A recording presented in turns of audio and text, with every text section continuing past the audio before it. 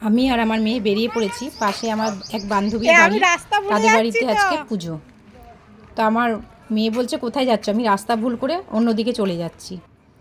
তো এখানে লোকনাথ বাবাকে খুব সুন্দর করে সাজানো হয়েছে। আমরা যাওয়ার আগেই পুজোটা হয়ে গেছিলো।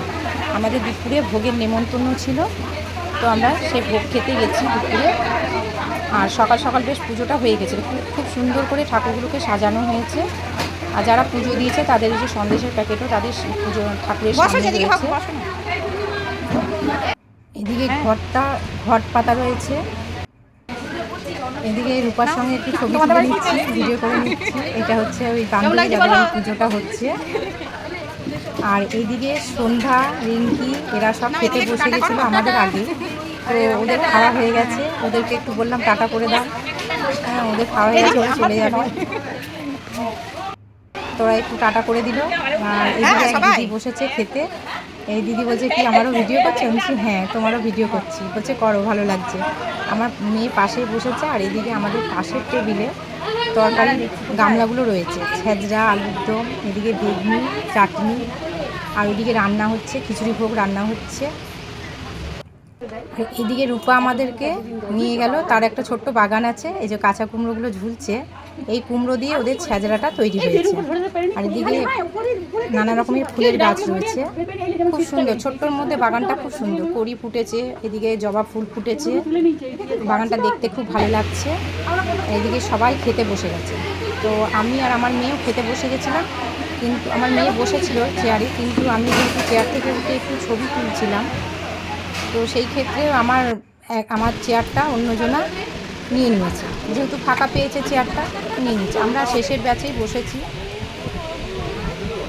এই যে আমরা বসে পড়েছি, এর পাতাও পড়ে গেছে, তার মধ্যে খিচুড়ি আর বেগনি দিয়ে দিয়েছে, এবার ছেঁচড়াও দিয়ে দিয়েছে। আর যা গরম, ভীষণ গরম ছিল, বাপরে বাপ, এত গরম যে বলার নেই। তো খিচুড়ি খেতে আমরা শুরু করে দিয়েছি। আমি আর আমার মেয়ে পাশাপাশি বসেছি। খিচুড়িটা খুব সুন্দর, আলুর দম ছেঁচড়াটাও খুব সুন্দর হয়েছিল। আর এদিকে আলুর দমও দিয়ে দিয়েছে। এদিকে আমাদের সামনে শ্যামলিদি বসেছে।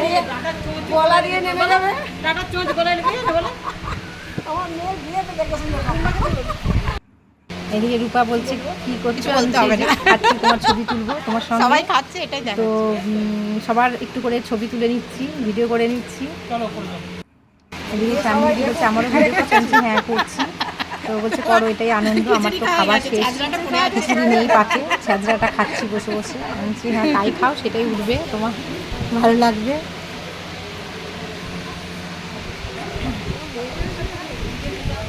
খিচুড়ি খাচ্ছি, এখনও দেখি কী কী, এখনও কিছু পড়েনি আরও।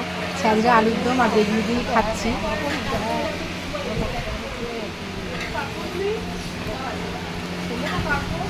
দিয়ে গেল চাটনি, দিয়ে গেল।